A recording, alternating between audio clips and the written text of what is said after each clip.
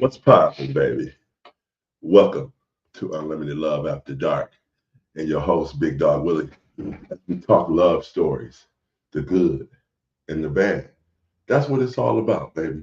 So don't be scared to be a guest on the Unlimited Love After Dark show. We could not get a guest today, but that's all right because we always got home court advantage with Big Dog Willie. As our guest today, I'll share my love stories, the good and the bad.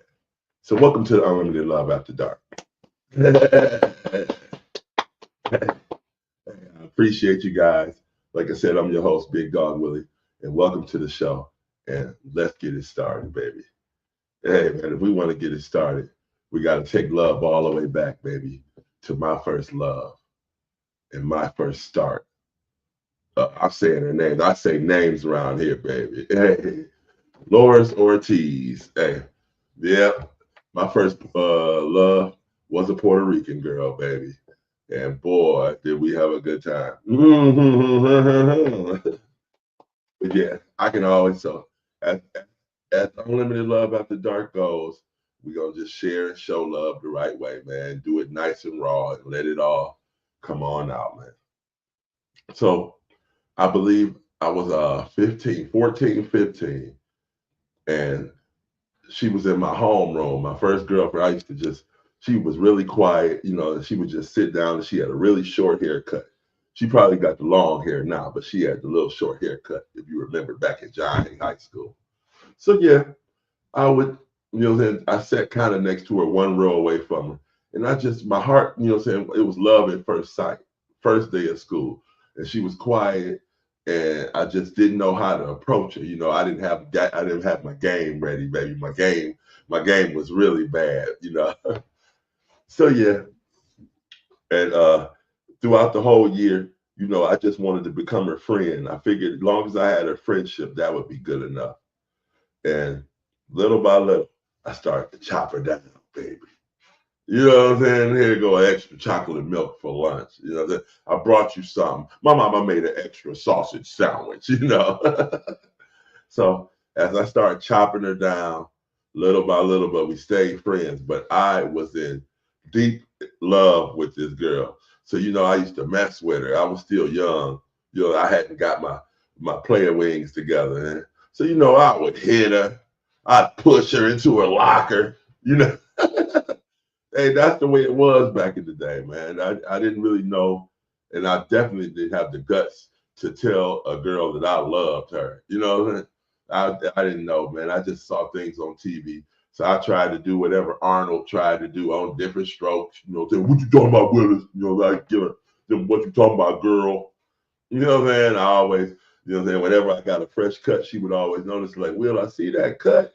You know what I'm saying? But she wouldn't still say nothing. She was really quiet.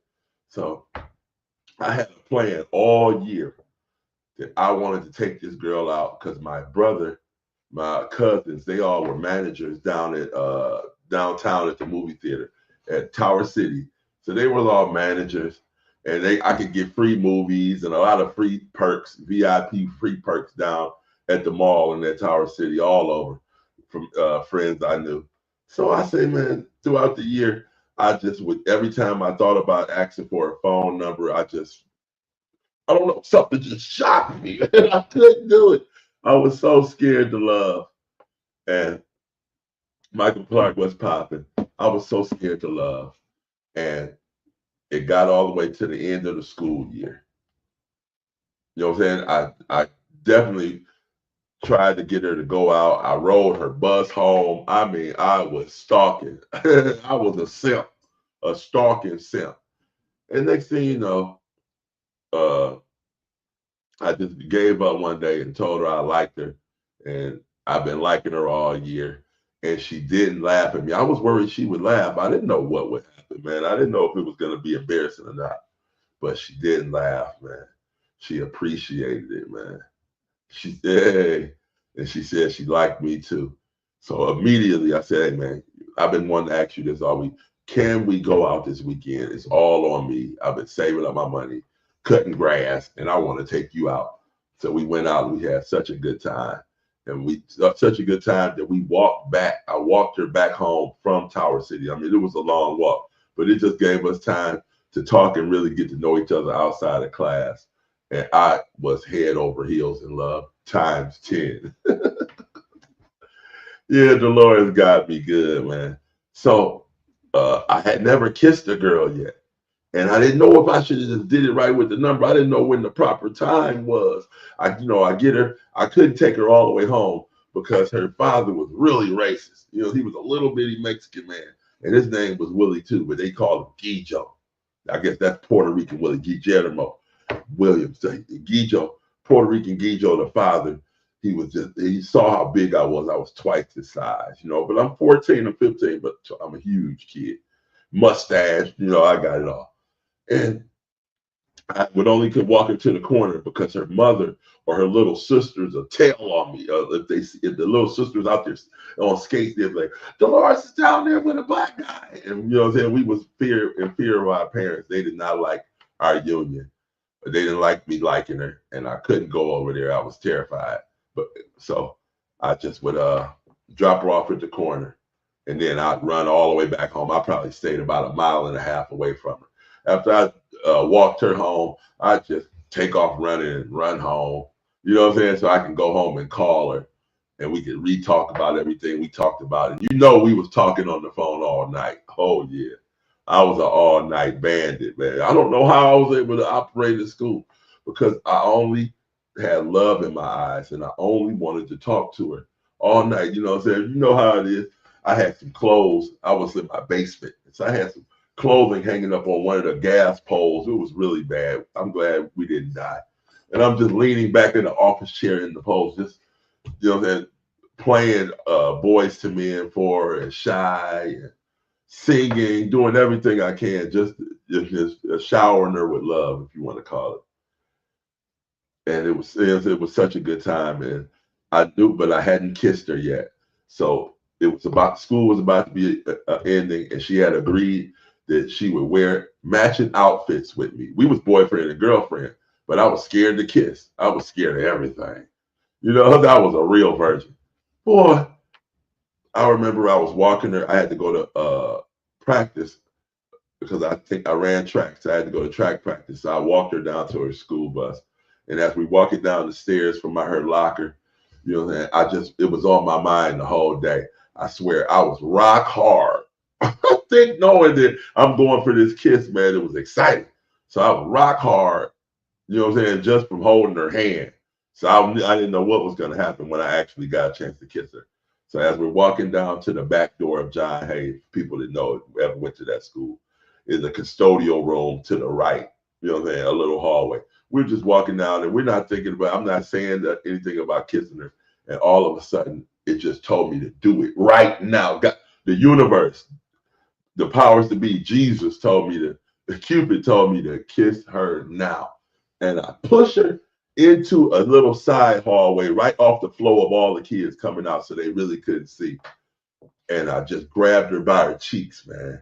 And I laid one on her, man. And I felt the electronic pulses go through my lips, into my body, into my nipples.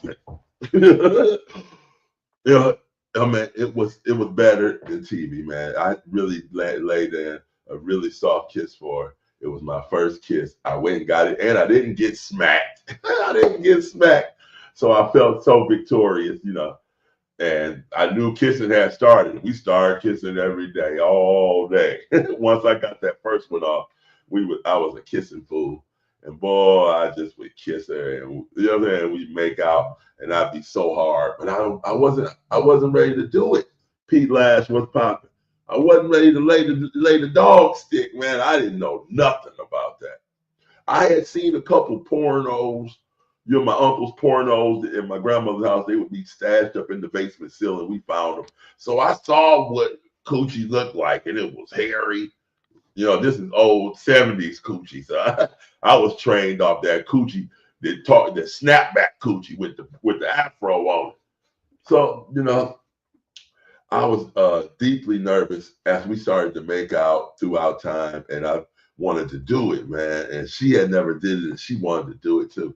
And when she gave me the green light, like, okay, we're gonna figure out a way to do it. But she couldn't come to my house because my parents were racist against Puerto Ricans, and her parents was racist against black guys. So we had to figure out a way for us to get our love off, man. You know what I'm saying? So we went over, and my friend, rest in peace, my friend Danielle Marion Bushwick.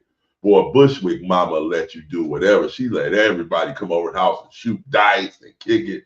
So it was the perfect place for me to have my rendezvous. You know what I'm saying? And her and Bushwick, they lived on the same street and they was friends. So I told her, I said, I want you to tell your mother that you're going to spend a night over at Bushwick house because they all played on the softball team or whatever team it was. And I said, I want you to stay over there. And I can't spend a night at all. My parents would kill me. But I used to sneak out. I was a sneaker. I had pushed out the window screen in my basement window so I could climb out and climb back in my neighbor's driveway side. And since I moved in the basement, I would lock the door on the inside. I would put the hook lock on at night so that I could sneak out. You know what I'm saying? And my parents rarely would come down in the basement at night. You know what I'm saying? They got to get up and go to work, or they just sleepy. They wasn't really watching me, minding me that much at night. They just believed I was in the house, and there was no way I was going to sneak out to come back and have my head smashed. But I snuck out, and I went out to Danielle's house, and she was there. And we went on upstairs. We got away from everybody else. It was other teenagers there downstairs. We got away from everybody else because, boy, I'm ready to do it. And I ain't never did it in my life. And I am juiced. I never jacked off either. No hand boy either. I was at full max, man. I only had wet dream come that it came out. So I was really scared. And it was so tight. I couldn't do it. It was too tight. I couldn't figure it out. I didn't ask my brother for any lessons. My brother's a little older. I didn't ask anybody for any lessons. I just went right in there, and it was tight. It was like going into this cap of water right here. So I couldn't get it. We tried, and boy, I tried all night. I'm sucking on her neck. You know, that's when the sucker bite. She got about 5 sucker bites, and I ain't did nothing. And she won't let me do it, and I couldn't get it on, man. So I wasted a whole day, and I had to be home. So I ran home about 2:00, just kissed her, and ran home and told her we'd have to try it again another day. And I called my brother, that he was in college at the time, and I told him the problems I was having. You know, I said, man, I don't know what to do, man. What do I do? I just, you know, I'm sure they said you got blue balls. My balls was blue, baby. So my brother gave me some pointers. He told me about using your fingers to warm her up. Oh, I didn't even know. How naive was I? You know what I'm saying? So I went on in there and I did what my brother said the next day. We cut school. Ooh.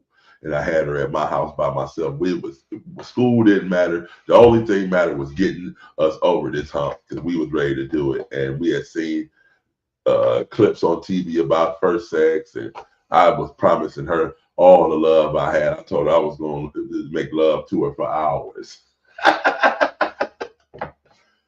So we ended up getting back to my house middle of the day, and we back at it again.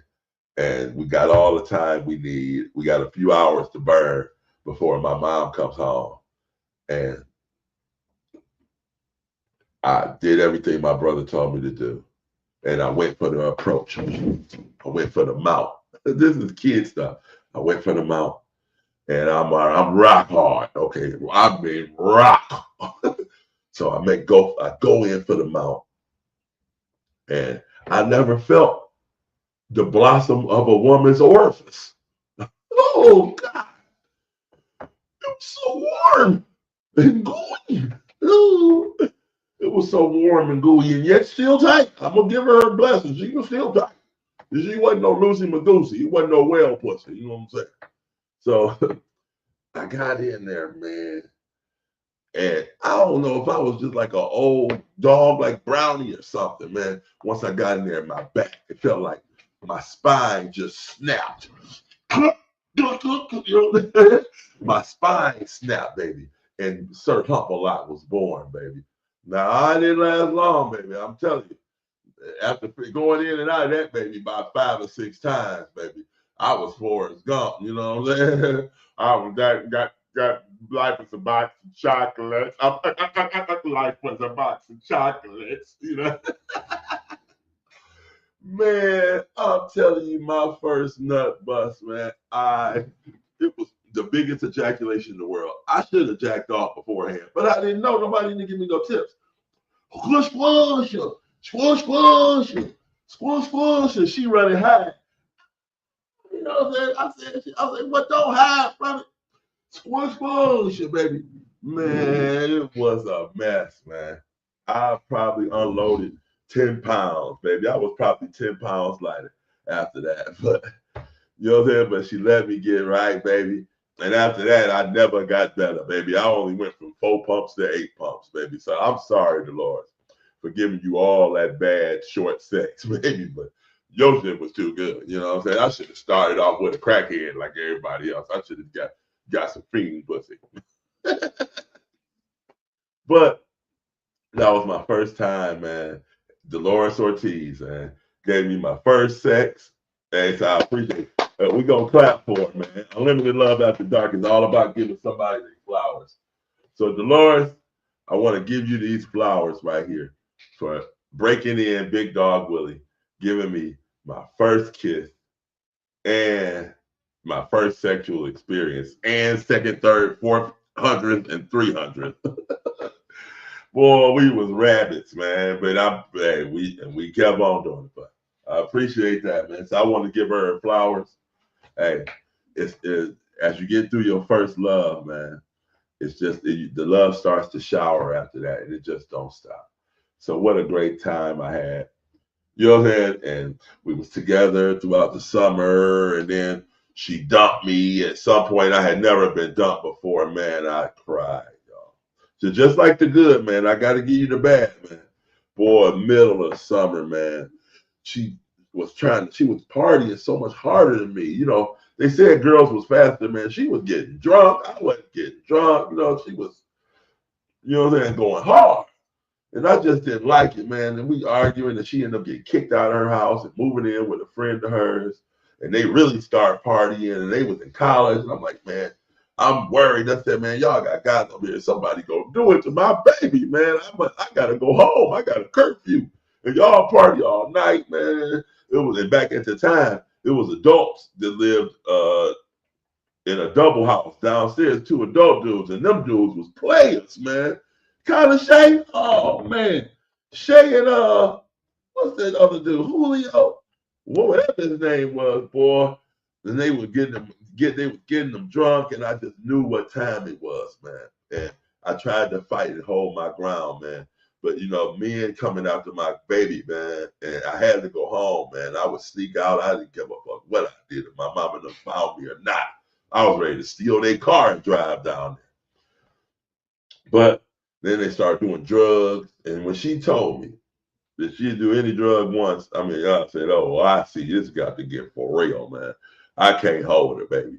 So I had gave her my herringbone. I had a gold chain, man. I don't even know if it was real, man. I might have bought it from down in Tower City, man. Somebody, I think they owed me some money and gave it to me, man. One of them gold chain dudes, just naked, you know. Say, Willie, you need a gold chain. You know what I'm saying? I said, yeah, man, let me get one for my girl. So after getting my little Tommy, my polo, whatever shirt I got, my hoodie from her, you know, as I go down there, I'm mad. And I said, give me my chain, you know. And she threw my chain across the street. I went over there and got it. We argued, man. And that was my first fight. And I was bad. I was at home. I was crying. I was real. My whole face. It was like one of them. That sound. I was wheezy. So yeah, man. So Dolores, just like I gave you these flowers for my first love, because you dumped me, my first dumping, and I ain't been dumped many more times after that in life. I only got about 3 dumps in my life over many, many, many, many girlfriends. I'm taking these flowers back for the next love story, baby. But you love is it comes and it goes. Eh. So when love comes and goes, you got to do it the right way. You just got to show it and appreciate it.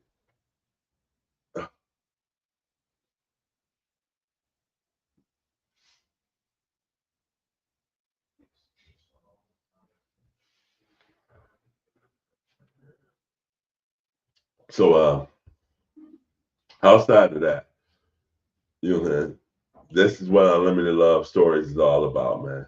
It's about the good and it's about the bad. And we share stories and we just show love and then we laugh it off, man. And as we learn, we earn the right to love again.